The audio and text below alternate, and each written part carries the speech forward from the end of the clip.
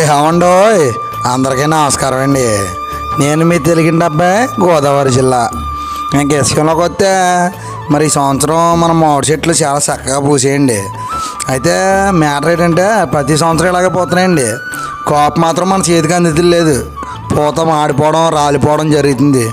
దీనికి పరిష్కారం ఇంకెలా కాదురా, మన ఫాలోవర్స్ అందరూ ఉన్నారు కదా, ఇంతమందిలో ఒకరైనా తెలిసిన వాళ్ళు ఉంటారు కదా అని మిమ్మల్ని ఆశ్రయిస్తున్నానండి.